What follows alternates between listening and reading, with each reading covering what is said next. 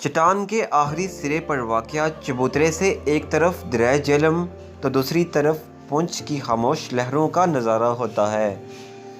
ماضی میں کبھی شہزادے تو کبھی کوئی ڈوگرا مہاراجا اسی جگہ سے قدرت کی بنائی ہوئی رانائیوں کے نظارے لیتا تھا۔ صدیوں بعد منظر بھی بدل جاتا ہے اور دیکھنے والے بھی بدل جاتے ہیں۔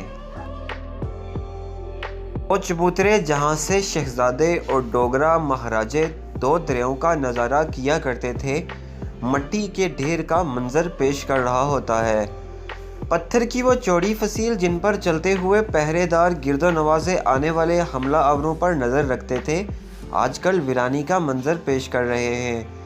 16ویں صدی میں بنایا جانے والا رام کوٹ کا قلعہ تاریخ کی کئی فراموش کہانیوں کو سمیٹے ہوئے ہے۔ دریائے جہلم کا پانی قلعے کے ایک جانب سے ہوتا ہوا دوسری طرف منگلا جھیل میں گر جاتا ہے۔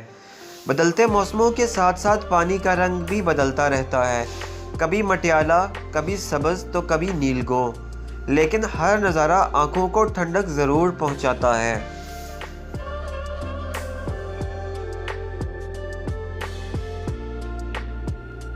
گزشتہ روز 27 ستمبر کو عالمی سیاحت کے موقع پر اسسٹنٹ کمشنر ڈڈیال اور اعلان علاقہ بیلی بٹھاڑ نے قلعہ رام کوٹ میں ایک خوبصورت تقریب کا انعقاد کیا، جس کا مقصد سیاحت کو پروموٹ کرنا اور قلعے کی تاریخ سے عوام کو روشناس کروانا تھا۔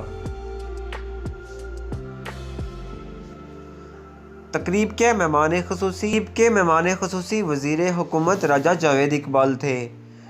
تقریب میں پٹھواری کلچر کو بھی زندہ کرنے کے لیے محفل شعر خوانی کا انعقاد کیا گیا۔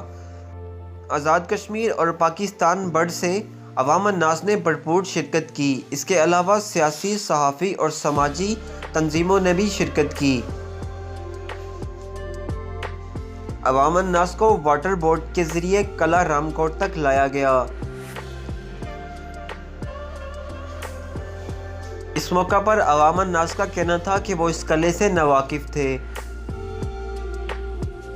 عوام الناس کا مزید کہنا تھا کہ وہ انتظامیہ ڈڈیال کو خراج تحسین پیش کرتے ہیں، جنہوں نے اس تاریخی ورثے میں ایک ایونٹ منعقد کیا